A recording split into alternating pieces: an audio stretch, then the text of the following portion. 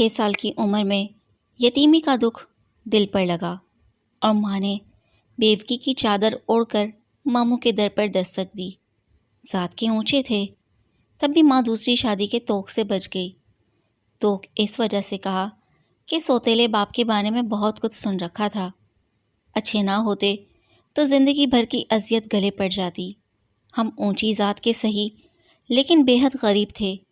میری زندگی میرے لیے دکھوں کا ایک تلخ تجربہ ہے۔ میں نے محروم لوگوں کو کم ظرف اور دوسروں کی خوشیوں کا حاسد ہی پایا ہے۔ شروع میں ماں کا کردار میرے لیے قابل رشک تھا۔ وہ میرے نزدیک کسی دیوی سے کم نہ تھی، لیکن آہستہ آہستہ جب شعور پختہ ہوتا گیا تو ماں کی شخصیت کے تاریک گوشے بھی اجاگر ہوتے چلے گئے۔ یہ بات سمجھ میں آ گئی کہ امی نانی کے گھر بھی رہ سکتی تھیں، ماموں کے گھر ہی کیوں رہتی تھیں۔ میرا ماموں ایک اوسط درجے کا آدمی تھا۔ گھر میں دولت کی ریل پل نہ تھی، مگر فاقوں کا خوف بھی نہ تھا۔ اتنی سی فراغت ایک عام آدمی کے تفرن طبع کے لیے کافی ہوتی ہے۔ تبھی ماموں کو بھی ادھر ادھر تانکا جھانکی سوجی اور اس نے گاؤں کی ایک بھولی بھالی دوشیزہ کو اپنے عشق کے چکر میں پھنسا لیا۔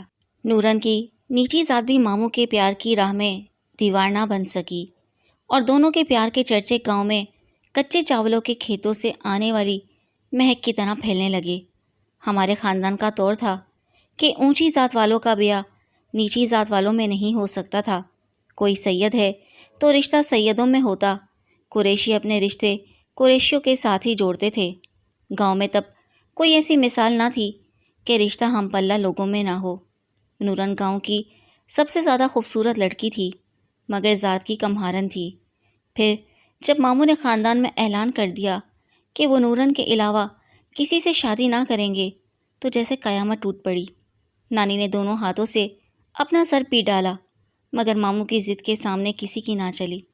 انہوں نے نورن کی خاطر خاندان بھر کو خفا کیا اور خدا حافظ کہہ کر چلے گئے۔ اس کو مہارن سے اس کے والدین کے گھر جا کر نکاح پڑھوا لیا۔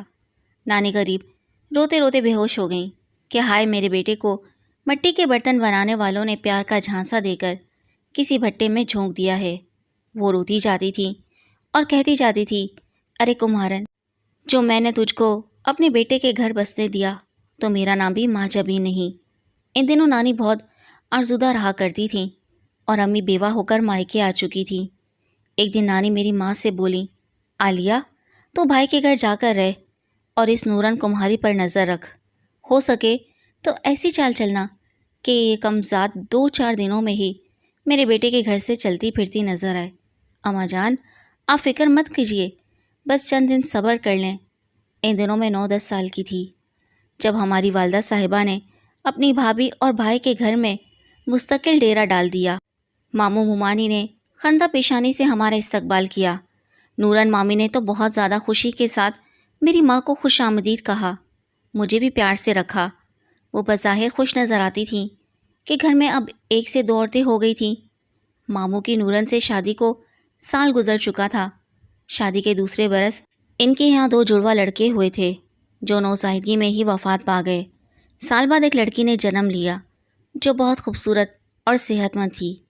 اس دوران امی پیار و محبت سے اپنی بھابھی کے ساتھ رہتی تھیں اور بچے کی دیکھ بھال کے بہانے جب ماموں کے ذہن کو گرفت میں کر لیا تو غیر محسوس طریقے سے ان کے گھر میں زہر پھیلانا شروع کر دیا۔ اب اکثر ممانی سے الجھ پڑتی۔ میں اماں کے دماغ کی صلاحیتوں اور سیاست پر حیران ہوتی کہ زیادتی بھی وہی کرتی اور معصوم بھی بن جاتی۔ ماموں الٹا ممانی پر غصہ ہوتے کہ میری بیوہ بہن اور یتیم بھانجی کو بوجھ سمجھتی ہو، ڈھنگ سے رہو ورنہ اچھا نہ ہوگا۔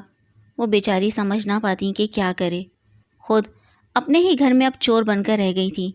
میں حیران ہوتی کہ نورن مامی میں تو کوئی برائی نہیں، پھر میری ماں کیسے برائیاں تلاش کر لیتی ہیں۔ مجھے وہ اچھی لگتی تھی، مگر امی نے ایسی باتیں کی کہ مجھے ان کے خلاف کر دیا۔ قدرتی بات ہے، بیٹیاں یوں بھی اپنی ماؤں کی طرف جھکاؤ رکھتی ہیں۔ نورن مامی اب کچھ میری ماں کی سیاست کو سمجھ چکی تھیں، مگر شوہر کے پیار کی وجہ سے برداشت کرتی تھی کہ جو اسے بے حد محبوب تھا۔ ہمارے ساتھ والے گھر میں نئے کرایہ دار ہے۔ یہ 2 افراد پر مشتمل کنبہ تھا۔ شوہر صبح کا گیا، رات کو لوٹتا۔ اس کی بیوی تہمینہ بہت خوبصورت تھی۔ وہ اکیلی ہوتی تو مجھے بلا لیتی، یوں ہم سہیلیاں بن گئیں۔ وہ بڑی رنگین مزاج تھی، میک اپ کرتی، بنی ٹھنی رہتی۔ مجھے بھی اس نے سجنے سنورنے کا شوق دلایا۔ وہ ہر جمعرات کو فلم دیکھنے جاتی اور مجھے اس کی کہانی مزے لے لے کر سناتی۔ ہمارے گھر میں لڑائی تو روز کا معمول تھا۔ اب تو امی اور نورن مامی میں ہاتھا پائی تک نوبت آ گئی تھی۔ واقعی امی نے ان کا جینا حرام کر دیا تھا۔ ایک بار ایسی لڑائی بڑھی کہ امی نے مامی کی چھٹیاں پکڑ لی تو انہوں نے میری ماں کا گریبان چیر ڈالا۔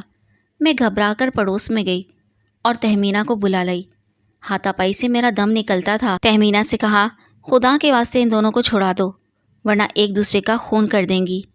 تہمینہ نے ان میں بیچ بچاؤ کرایا۔ میں اس کے لیے چائے بنانے چلی گئی۔ اتنے میں ماموں آ گئے۔ انہوں نے تہمینہ کو دیکھا اور دیکھتے ہی رہ گئے۔ وہ جلدی سے بھاگ کر اپنے گھر چلی گئی۔ اب ماموں تہمینہ کا پوچھتے اور وہ ماموں کے بارے میں مجھ سے کریدتی۔ میں دونوں کی دلچسپی سمجھ گئی۔ تہمینہ نے میرے ذریعے ماموں کو ایک گول مول پیغام دیا اور وہ سمجھ گئے۔ اس بات کو 2 دن ہی گزرے تھے کہ ایک محلے دار لڑکی نے مجھے بتایا کہ تمہاری پڑوسن تمہارے ماما جی کے ساتھ فلم دیکھنے گئی تھی۔ میں بہت حیران ہوئی۔ ماں سے ذکر کیا، وہ اماں تو کھل گئیں جیسے ایک نیا محاذ ہاتھ آ گیا ہو۔ بولی، اب آئے گا اس کمہار زادی کو مزہ۔ اسے طلاق نہ دلوائی تو میرا نام عالیہ نہیں۔ ماں کا اشارہ ملتے ہی میں بھی پکی کٹنی بن گئی۔ اب ماموں کو بھی دشواری نہ رہی۔ جو بات تہمینہ نے ماما جی سے کہنی ہوتی مجھ سے کہہ دیتی۔ چھت پر ان کی ملاقاتوں کی میں نگرانی کرتی۔ ایک بار تہمینہ نے فلم دیکھنے کو کہا۔ ماما جی جو ناراض ہو گئے۔ بولی، ہوتے ہوں گے، اب نہیں ہو سکتے۔ جب وہ مجھے ساتھ لے کر سینما ہال پہنچی تو وہاں ماموں تھے۔ میں نے بھی ان دونوں کے ساتھ فلم دیکھی، مگر سوچا کہ ماموں ہیں پکے بے شرم، انہیں غیرت تو نہ آئی کہ بھانجی بھی ساتھ ہے۔ میں نے امی کو بتایا، وہ خوش ہو گئیں۔ اب میں ہر روز ادھر کی بات ادھر اور ادھر کی بات ادھر کرنے لگی۔ اس پیغام رسائی میں خود میرا بھی دل چاہتا کہ کوئی ایسا ہو جو میرا بھی انتظار کرے، جو مجھ کو فلم دکھانے لے جائے۔ میرے ذہن میں عجیب و غریب خیالات کروٹیں لینے لگیں۔ ماموں کے اس عشق کی نحوست نے میری پوری نفسیات خراب کر کے رکھ دی۔ ادھر مامی نورن بہت پریشان تھیں۔ جب سے ماموں کی تہمینہ سے خفیہ دوستی تھی، انہوں نے اس سے بات چیت چھوڑ دی تھی۔ وہ حیران تھیں کہ کیا ماجرا ہے، گویا ہم سب ایک طرف اور وہ اکیلی ایک طرف۔ اس پر جب میں نے دیکھا کہ ان کی نैیا مجدھار میں ڈول رہی ہے، ماموں سے ان کی الٹی سیدھی شکایتیں کر کے خوب پٹوایا۔ ماموں اب میری بات بہت سنتے تھے اور ممانی صبر کرتی رہیں۔ ہماری سازش رنگ لائی۔ ہم دونوں ماں بیٹی اس کو رلا کر ایسی خوش ہوتی جیسے ہم نے کوئی بڑا کارنامہ سر انجام دیا ہو۔ ایک دن تہمینہ نے مجھے بتایا کہ میرا شوہر دوسرا مکان تلاش کر رہا ہے، اپنے ماموں کو بتا دینا کہ مجھے بھگا لے جائے۔ اب میں اس کی جدائی برداشت نہیں کر سکتی۔ میں نے یہ پیغام ماما جی کو دیا۔ ان پر تو عشق کا بھوت سوار تھا۔ انہوں نے امی سے بات کی اور ماں نے تہمینہ کو اپنے بھائی کے ساتھ بھگانے میں مدد دی۔ یہ دونوں دوسرے ہی دن غائب ہو گئے۔ صبح نورن مامی کو جب پتہ چلا تو انہوں نے رو رو کر برا حال کر لیا۔ جب وہ رو رہی تھیں تب نہ جانے کیوں مجھے دکھ ہو رہا تھا۔ تہمینہ کے شوہر نے ماموں پر پرچہ کرا دیا اور کہا، اگر میں نے اپنی بے عزتی کا بدلہ نہ لیا تو اپنے باپ کا نہیں۔ نورن مامی نے جب یہ سنا تو اپنے حواس کھو دیے۔ دوسرے دن اس نے خود پر مٹی کا تیل چھڑکا اور جل کر مر گئی۔ اس دن مجھے اتنا دکھ ہوا کہ خود سے نفرت سی محسوس ہوئی۔ اس کے ساتھ ماں اور ماموں سے بھی نفرت ہو گئی۔ اماں اور نانی نے تو سکھ کا سانس لیا کہ اچھا ہوا خود ہی جل کر مر گئی، مگر ان کی یہ باتیں اب میرے دل میں درد بن کر اترنے لگیں۔ ایک دن میں جا رہی تھی کہ ایک 10 سال کا لڑکا میری طرف بھاگا ہوا آیا اور میرے سر سے برقع کھینچ لیا۔ برقعے کے اوپر کا حصہ اتر گیا۔ ایک نوجوان کھڑا یہ سب دیکھ رہا تھا۔ اس نے لڑکے کو برا بھلا کہا اور میری جانب آ کر پوچھا، آپ نے کہاں جانا ہے؟ اس کا انداز ایسا تھا کہ میں شرما گئی۔ وہ نوجوان میرے دل کو بھایا، مگر میں چپ تھی۔ تبھی اس نے کہا، سوچ لو، کل میں تمہیں اسی جگہ ملوں گا۔ گھر آئی تو سینے میں دل یوں دھڑک رہا تھا جیسے ابھی اچھل کر باہر آ جائے گا۔ اس کا خیال دل سے نہ جاتا تھا رہ رہ کر اس کی صورت نظروں کے سامنے آ جاتی تھی۔ اب ہماری ملاقاتیں ہونے لگیں۔ میں نے اسے بتایا کہ ہمارے ساتھ والا گھر خالی پڑا ہے، رات کو پچھلی دیوار پھاند سکو تو چھت پر آ جانا، میں اپنی چھت سے ادھر آ جاؤں گی، تبھی ملاقات ہو سکتی ہے۔ وہ مان گیا۔ انہی دنوں ماں نے میرا رشتہ طے کر دیا اور جلدی شادی کی تاریخ بھی پکی ہو گئی۔ میں نے مقصود کو ساری بات بتا دی۔ اس نے کہا کہ میرا بڑا بھائی لاہور میں رہتا ہے، چلو اس کے پاس چلتے ہیں۔ میں کانپ گئی، تو کیا میں مقصود کے ساتھ گھر سے بھاگ جاؤں؟ جب اس کی جدائی کا خیال آتا تو یہی فیصلہ کر لیتی کہ جو ہو سو ہو، میں اس کے ساتھ لاہور چلی جاتی ہوں۔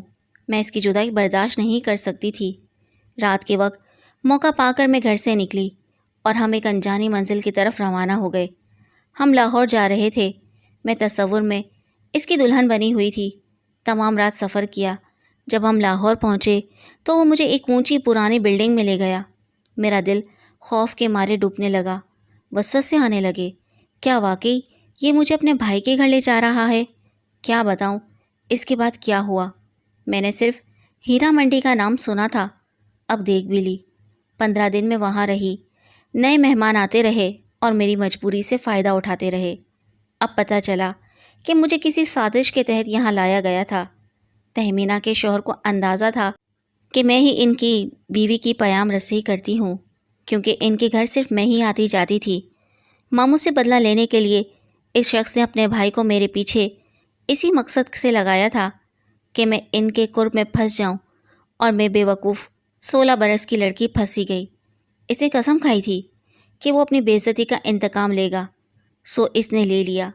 اس نے سوچا ہوگا کہ بیٹی نہ سہی بھانجی سہی، بھانجیاں بھی تو بیٹیاں ہی ہوتی ہیں۔ یہ سب کیا دھرا میری ماں کا ہی تو تھا۔ آخر ایک پھول والے کو مجھ پر ترس آ گیا، جو بلڈنگ میں گجرے پہنچانے آیا کرتا تھا۔ اس نے کہا میں تم کو یہاں سے بھگا دوں۔ میں نے اس پر بھروسہ کر لیا۔ اس نے مجھے کسی طرح بلڈنگ سے نکلنے کا طریقہ بتا دیا، اور جب میں سڑک تک آ گئی تو وہ مجھے کسی غلط جگہ لے جانے کے بجائے سیدھا اڈے پر لے آیا اور پنڈی جانے والی گاڑی میں بٹھا دیا۔ گھر پہنچی تو کس حال میں ماں کو ساری بات بتا دی۔ وہ بہت روئیں، مگر اب کیا ہو سکتا تھا؟ دردہ چادر تو سل سکتی ہے، مگر گئی عزت واپس نہیں مل سکتی۔ ماں نے اس دن نورن کمہاری کو یاد کیا اور رو رو کر اس کی روح سے معافی مانگی۔ ہم ماں بیٹی کو اپنی غلطی کی سزا مل چکی تھی۔ سچ ہے، اللہ کی لاٹھی بھی آواز ہے۔ کسی کو برباد کرنے والے خود بھی برباد ہی ہوتے ہیں، کیونکہ مظلوم کا بدلہ اللہ لیتا ہے۔